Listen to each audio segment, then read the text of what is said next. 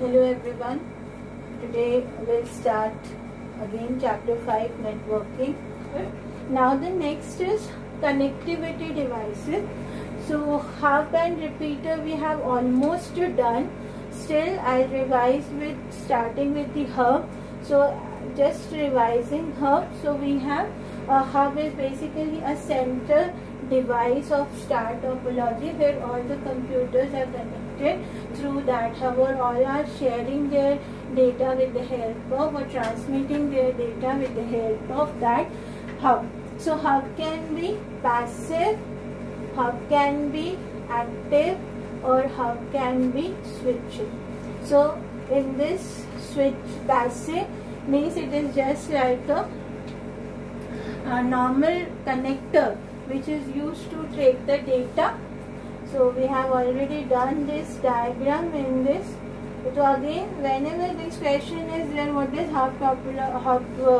what is hub, then you draw this diagram of star topology that you can draw in hub also. Okay, so hub is basically a central device where all the computers are connected to transmit data to each other. So passive hub, there is no electronic device, it's simply a connector to transmit data from one computer to another computer. So and we have already discussed that we don't have regeneration and amplification capability for hub. In this there is no cleaning of signal, means if some error is there and if data is not proper, then it will not see that and it will simply transmit data from one place to another place. Okay, but and amplification, if the signal strength is weak, then also it will not bother about that and it will transmit the data. But in case of active, it has regeneration capability and amplification capability. So amplification means increasing the strength of signal. Regeneration means the process of cleaning up the signal is called regeneration. So both is available in active device. So we can say it is helping to process data also. It will see the data whether it is going properly to next node or to the destination node. And what is switching? To switching, it will select the path also. It is just like a router. It will select the best or the best path. Always we say the shortest path is the best path, but sometimes shortest path is congested, means there is lot of congestion on that path. So we can select another path. So that smartness of switching from shortest path to the fastest path is done by switching hub. Okay, so we have done hub. Now we have already done repeater. In first video we have done repeater also. So why we need repeater? Repeater is basically used to extend the length of cable. We can extend the length of cable with the help of repeater. As we know that all the cables which we are using for network, coaxial, fiber optic, twisted pair, they have some limit of length of the cable that it cannot pass the signal properly after that particular length. For example, in coaxial cable we have two types of cable, thin net and thick net. So in thin net we have a limit of up to 185 meter, and if my network is more than 185, means my network is big, then what I can do, I can connect a repeater between these two networks. So this is covering 185. If I put repeater over here, then again we have extension. So I can extend more 185 meter of length. Okay, so that is the job of a repeater. Now you are familiar with modem.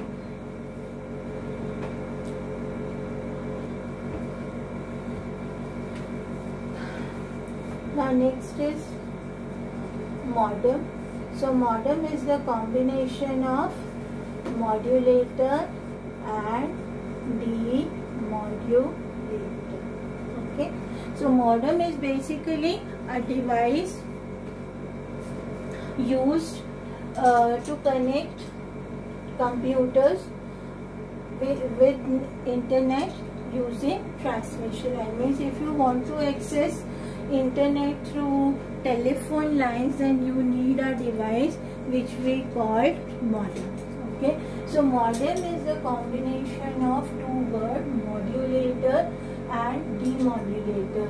See, our computer signals are digital signal. It is in the form of zeros and ones, and telephone lines, it is in the form of electronic signal which we call analog signal.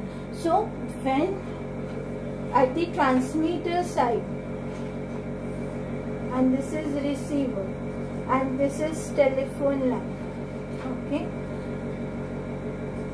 so when you are connected to computer via telephone line, so computer here, the computer A, when it is transmitting data, so it should convert from digital to analog, and this is done by modulator. Okay, so modulator will convert your digital data into analog data, and when it will reach to at the receiver side, so your data is in the form of analog, and since computer understands digital, so we need to convert analog to digital. Okay, and that is done by demodulator.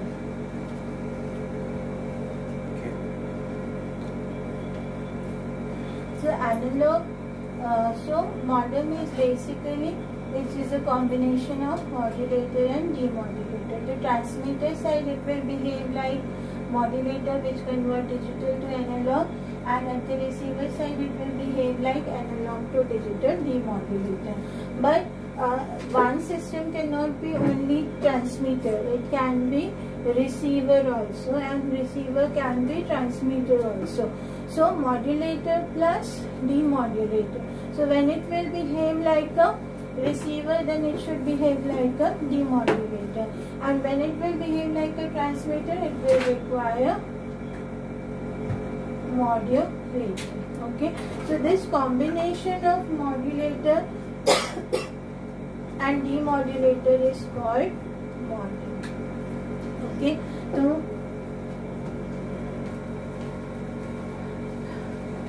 so understood the concept of modem. So modem is used to connect on internet with the help of telephone lines.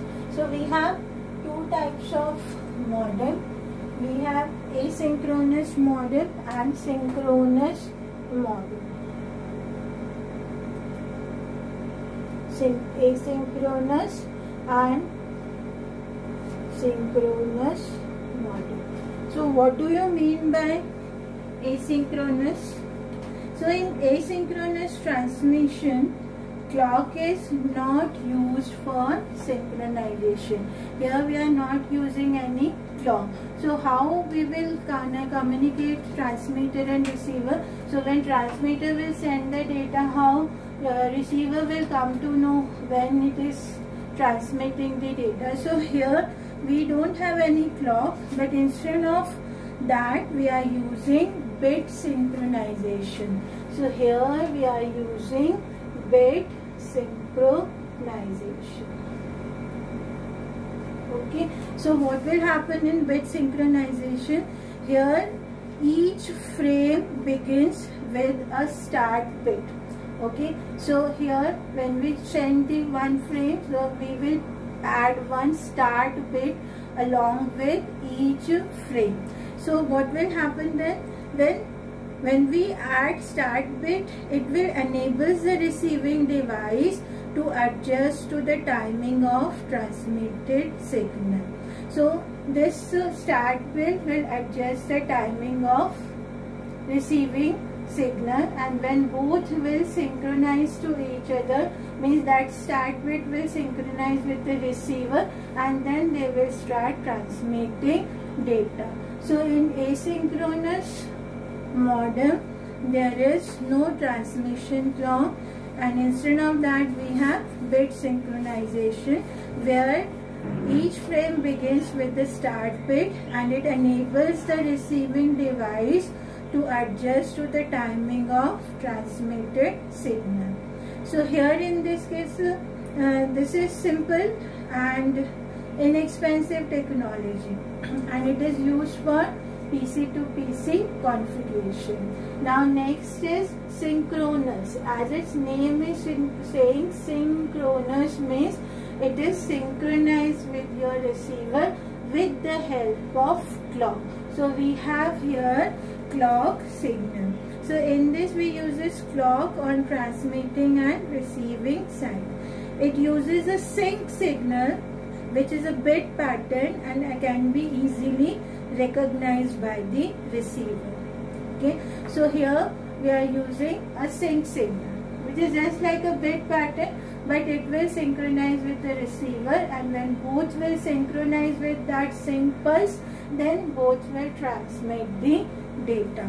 So here also we have synchronization, but not with the help of clock. Here we have just a start bit of each frame which will adjust the timing of receiver, and then they will both transmit the signal. Okay, so modem is basically used for connection on the net. When you are using internet via transmission line, then you need a device which is called modem, which will convert analog to digital and digital to analog signal. So when you are transmitting, computer signal which is digital will convert into analog and when it is receiving side, then signal which is coming from the telephone line in the form of analog, and it should transmit or converted into digital signal. Okay, so that is modem. So kabhi bhi whenever there is a note on modem, so you can write about that concept, and you can write the types also, that we have two types of modem, asynchronous and synchronous. Now next is, last one is router. Now everyone is familiar with the router. So many are having routers at their home also. So router is basically a interconnectivity devices which is used to connect all the computers via internet. Okay, so a router is basically when we can say that one network is based or working with bus topology, one is working with ring topology. It has different format. The router will convert one format of data into another format of data. That is also the part of router, and router will basically, as its name suggests, it is root for routing or transferring data from one place to another. So it will select the path. We have source address, we have destination address. So it will select the path and send the packets. So here the information in the form of packet. So all the packets will transfer, and it is not necessary that if my information consists of, let's say, 100 packets, so all will follow the same route. Every packet can have different route depending upon the path selection algorithm. So earlier when we started with the router, we have two types of router, static, and nowadays we have dynamic. A static router, the path was fixed in the beginning. Means once you have selected the path with the help of algorithm, now you cannot change. It is static, it is fixed. So data has to go via that path. So that is not reliable. If you are just like in US defense, they have started with this TCP/IP protocol. So that time they want that their data should not go via one path. If somebody knows that path, they can hack the data. So they divided, they transmit the packet from different paths.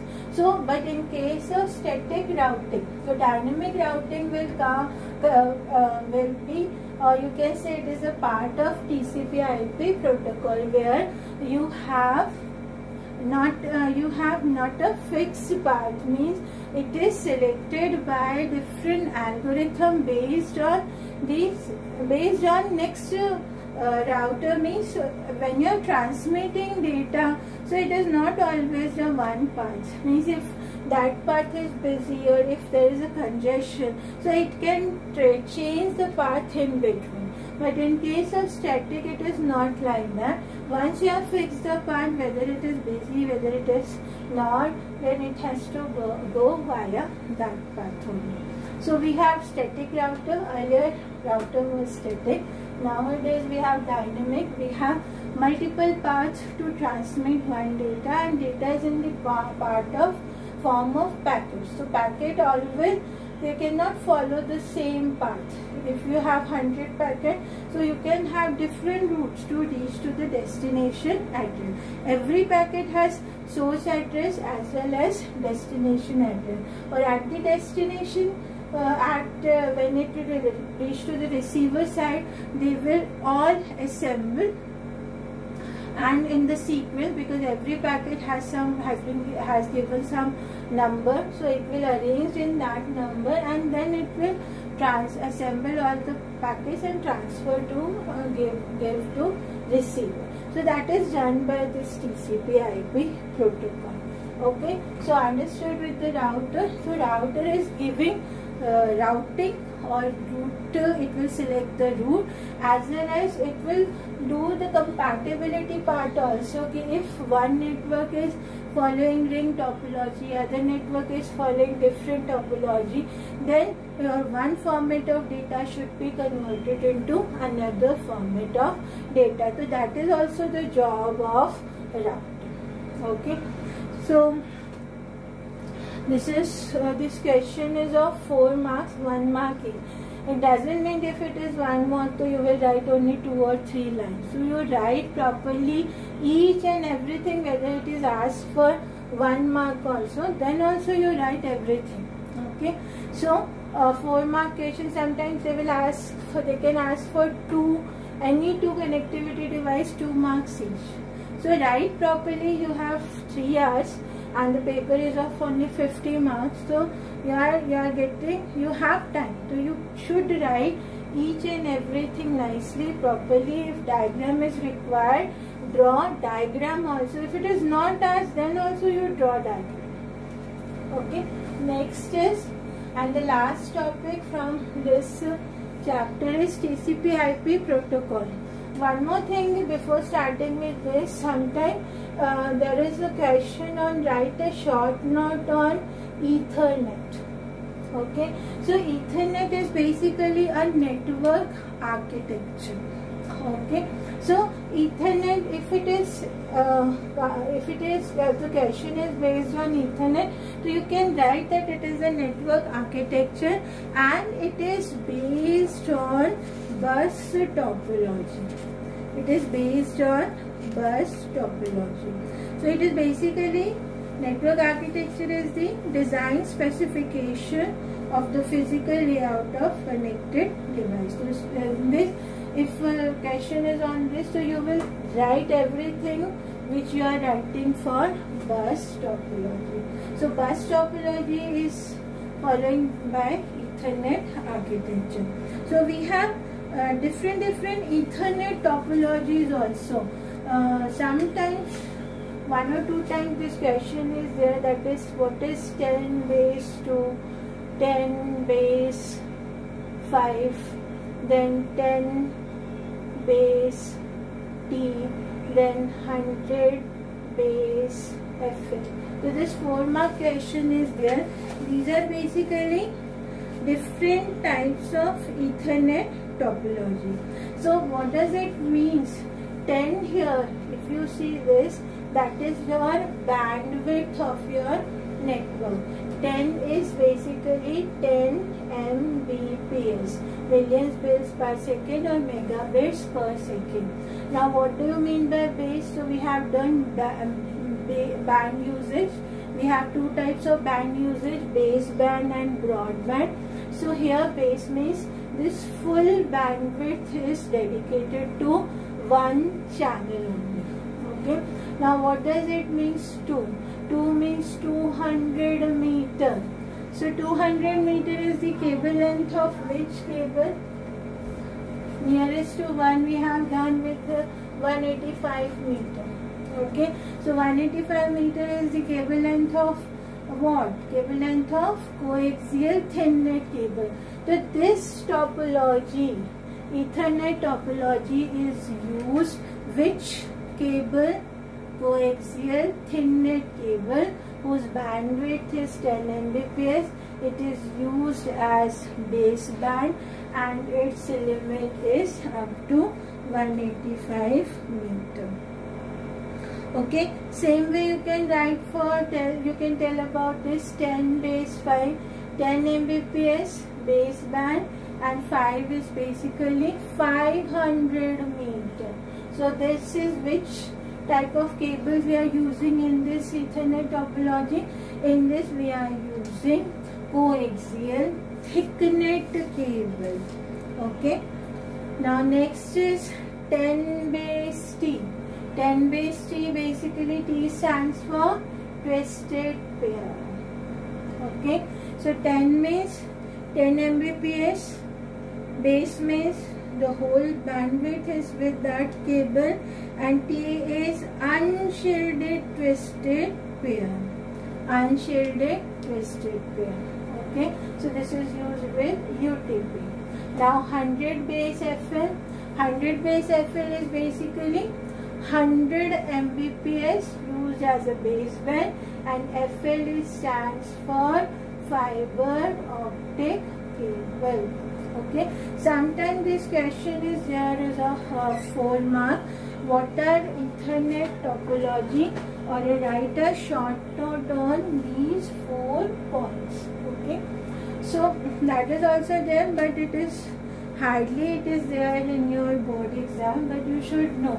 So sometimes they will ask for Ethernet topology, Ethernet architecture, sorry.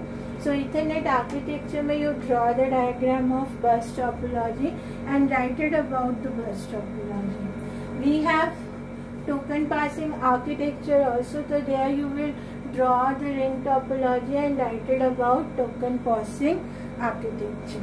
Okay. So last topic from this chapter is protocol, and in that we will start with TCP/IP protocols. So now you are okay with this topology. So we have different types of topology. Access method, we have 3 access method, and we have different connectivity devices. Now the last topic I'll start with. There is always one question on this topic. Write a short note on TCP/IP protocol. Always this question is there, and if you see all paper, the last question, we have total 5 questions. 5th question is fully programming. 4th question, if you see, the every time 4th question, in 4th question you will see this question, write a short note on TCP/IP protocol. So what is protocol? Now you are familiar, we have already done the definition. These are basically rules of communication on the network. So when you are transmitting data from one computer to another computer, so we need to follow certain rules, and that rules are called protocols. Okay. Now protocols, before starting with that, TCP/IP, you have to write the short note on TCP/IP protocol. So TCP/IP protocol is basically made up of 2 protocols. TCP stands for transmission control protocol, and IP stands for internet protocol. Okay. So with the help of these two protocols, we have one combined protocol which is called TCP/IP protocol. So what is the origin, from where it is originated? It is basically from US Defense. The first network which they have used is ARPANET, where they are using this TCP/IP protocol.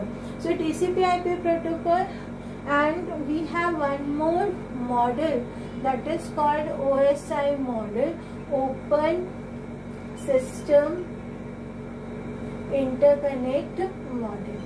Okay, so this is designed by ISO, and TCP/IP is designed by US Defense. Okay, so this is 7-layer model. See, when we are transmitting data from one computer to another, it is not okay, it is moving from one place to another. It has to pass through these 7 layers. So what are those 7 layers? I'm just giving brief idea of this. What is TCP/IP protocol? Application layer, we have presentation layer, we have session layer, then we have transport layer, then we have network layer,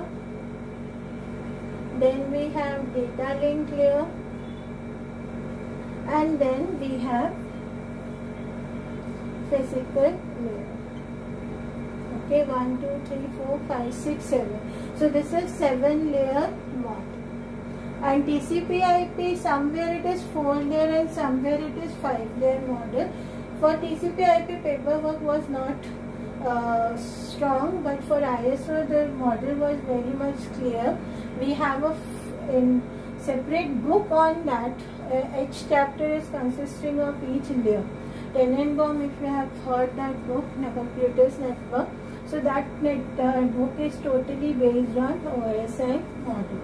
So I'll draw 4-layer model of TCP/IP, which is similar to this, but they both are different. It is designed by ISO and it is designed in US Defense. So in this 4-layer model, so these 2 layers are combined, and this is called network access layer.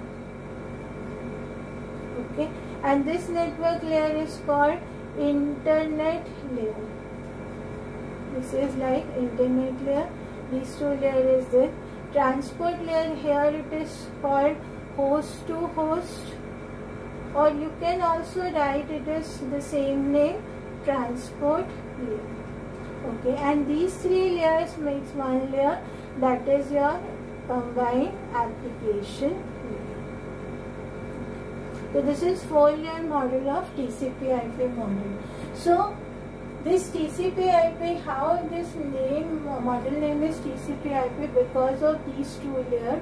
Internet protocol, it is IP, and this is transmission control protocol. We have TCP protocol on this layer and internet protocol on this layer, and the combination of these 2 is giving the name TCP/IP protocol. Now what is the use of, we have one more UDP protocol also here along with TCP, but TCP is we are using more and it is used with non-real system. UDP is used with real-time system, and it is used with non-real-time system.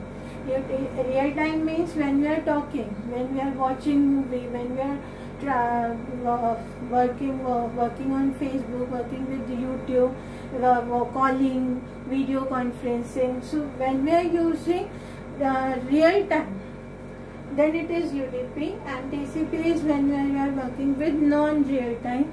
Non-real time means when I am sending mail, so at that time it is not necessary that receiver should be at their place. So when it will receive, it will acknowledge. So there is no acknowledgement in UDP protocol. In TCP we have a connection oriented. So TCP is called connection oriented protocol, where when you send something, then receiver will acknowledge transmitter that it has received. Okay, but in case of UDP, this is not connection oriented, this is connectionless, where there is no need to acknowledge that I have received the signal, because it is real time. You are talking, you have video conferencing, then there is no need of acknowledgement. You are doing directly all these things. But in case of when you are sending mail, then you have that acknowledgement signal that it is received or it reached there properly. Okay, so TCP is called connection oriented.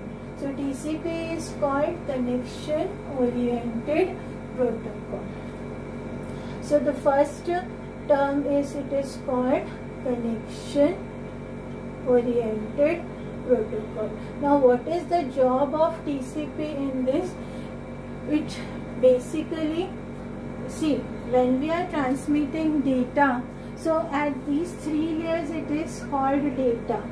At session layer this will be segment, and transport layer this will be packet. At network layer this will be like frame, okay, and physical layer this will be like in the form of bits. So when you are passing through wires, that is for physical layer and it is in the form of bit, but before that it is in that format. So in TCP, when you have in the form of information in the form of packets, so when you divide all the information in the form of packet, so the job of TCP to transmit those packets from source to destination.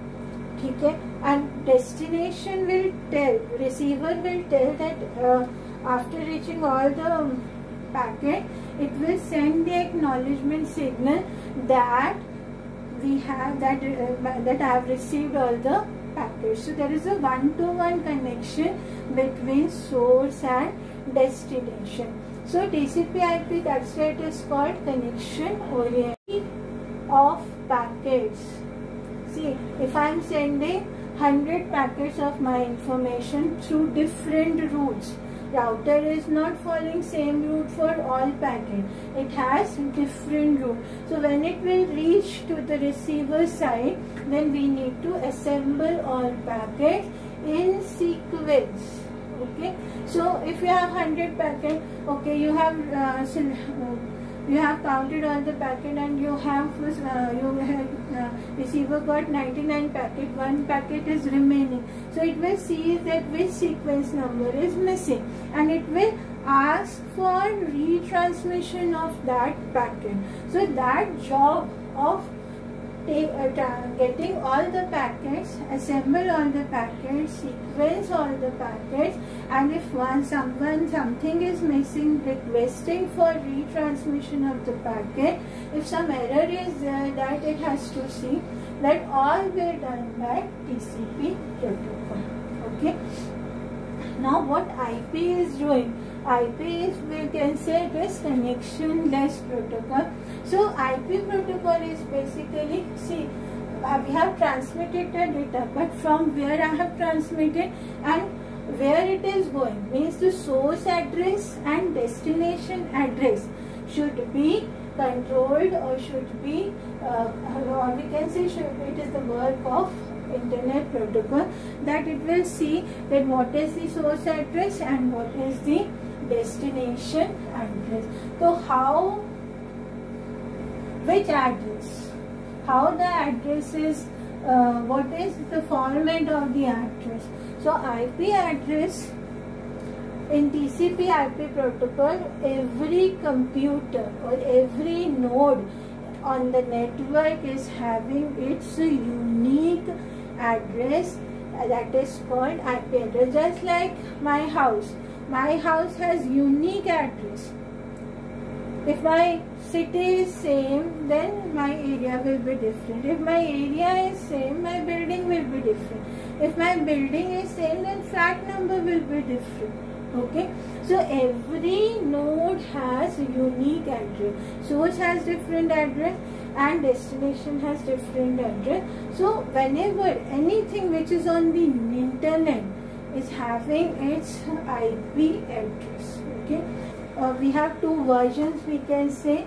we have IPv4 version and we have IPv6 version. So IPv4 version, that is there in your syllabus, it is of 32-bit, and IPv6 version nowadays we are using, that is 128-bit, and this is backward compatible with this. Earlier the number of users were less, so we have with this version, but nowadays the number of users are more, means you can access internet on mobile, on laptop, on your desktop. So we have many devices, many users, so we need more unique addresses. So nowadays we are using IPv6 version.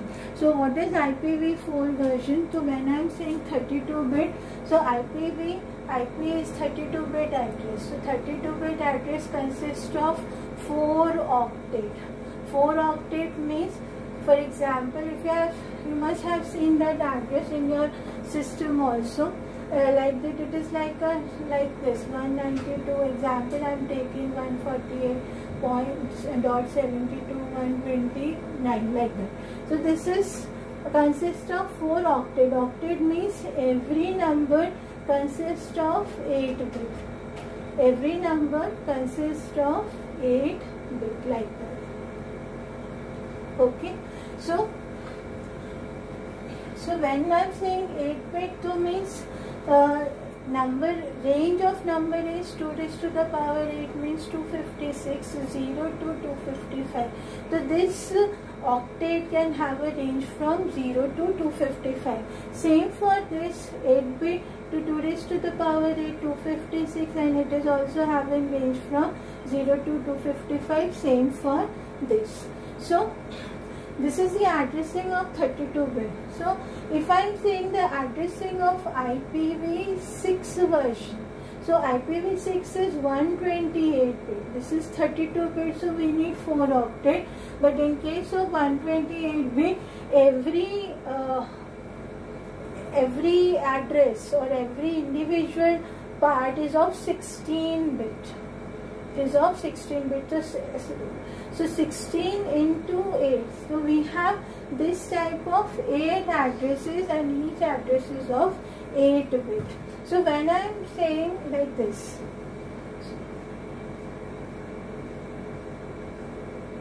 so we have 8 and each of 16 bit. Every is area or every address is 16 bit. So if I am saying 16 bit, so 2 raised to the power 16 means 2 raised to the power 16 we have already done. 2 raised to the power 16 in first chapter, it is 6536, means the range is from 0 to 65535. So here we are not using decimal like this, here we are using hexadecimal. So you know the conversion of this range. This is just like your 16-bit address in microprocessor. So addressing, we know it is ranges from 0 to 0002 FFFFH. Okay, so every address, every 16-bit can have 4-digit hexadecimal number. So that is the addressing scheme of IPv6. But we will more focus on addressing scheme of 32-bit. Now in 32-bit IPv4, we have different network areas. So we have network A, network B, network C, network D and network E. So these two network is reserved. This is reserved for research and this is reserved for typecast. And these two are general network which we are using as a public or as well as private. So A network, B network and C network. So how you identify that this address is of which network? So this identification is done by first octet of IP address. Okay. So means your address, this address belongs to which network? So that you identify with the help of first octet. So first octet, if it is ranges in between 0 to 126. If this number is in between 0 to 126 means your address belongs to network A. So these are called large network. Network A is called large network, and when it is network B, so it is range from 128 to 191. So this, if first octet is in the range of 128 to 191, then you belong, or this address or your node belongs to network B. Same way we have 192 to 223. This is called small network.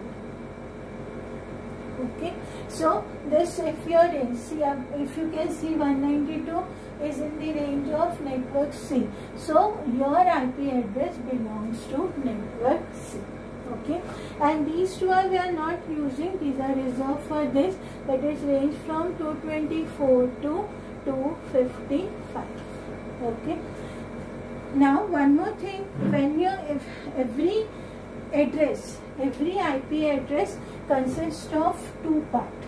The first part of your address is network address. So IP address always has, it has two parts. The first part is your network ID, means that node belongs to which network.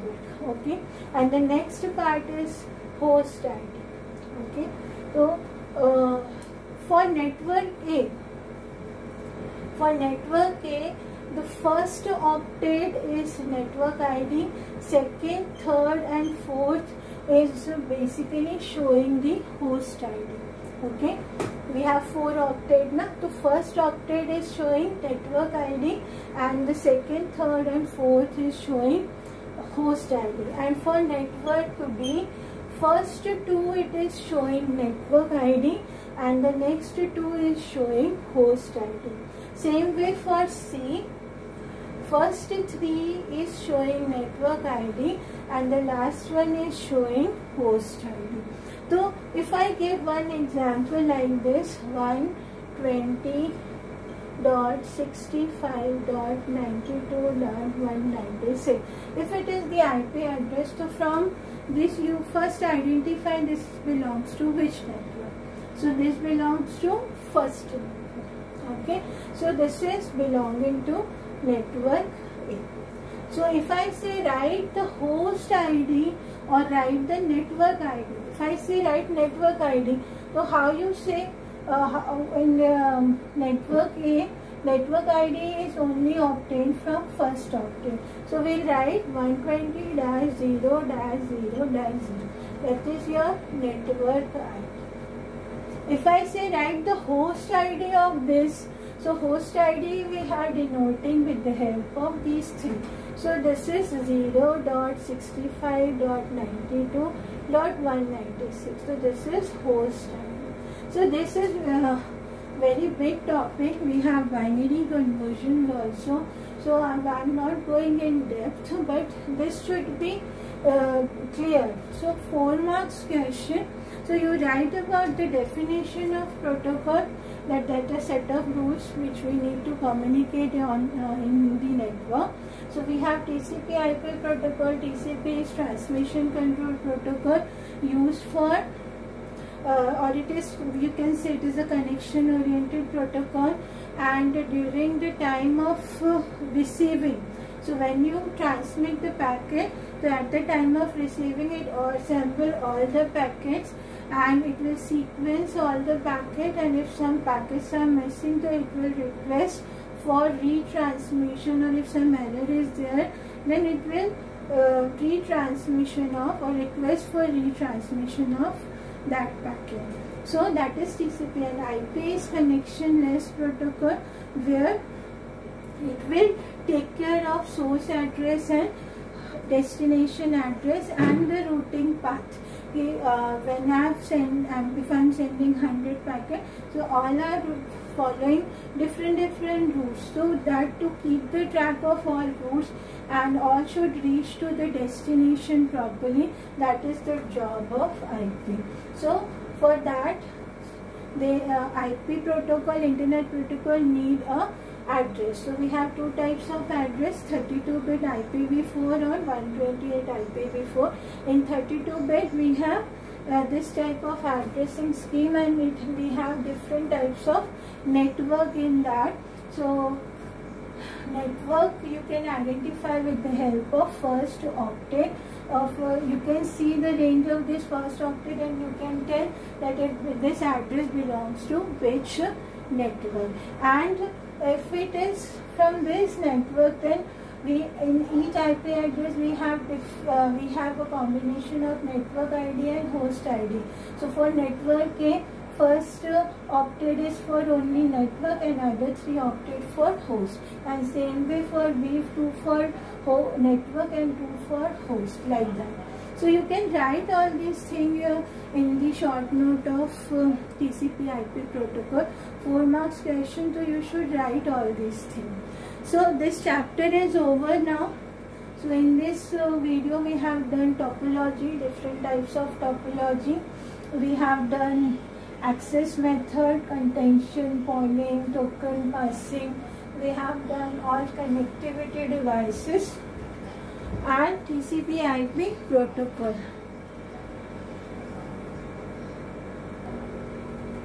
So these 4 questions you please learn and write in your notebook. What is topology? Write about ring, star and bus topology. So you will draw the diagram and you have to write about all the topologies, their advantages and disadvantages. Explain access methods of networking. So here you will have to write all 3 methods: polling, contention and token passing, and write a short note on all connectivity devices: modem, hub, repeater and router, and write a short note on TCP IP protocol. We can add one more question. Write a short note on Ethernet. That also you can write. So in this you have to write all about bus topology. So these are questions, all are board questions and important questions. So you should know all this. This chapter is very easy and very scoring. Almost 18 marks weightage is there for this chapter. So prepare well, read all questions. All questions are important. Thank you.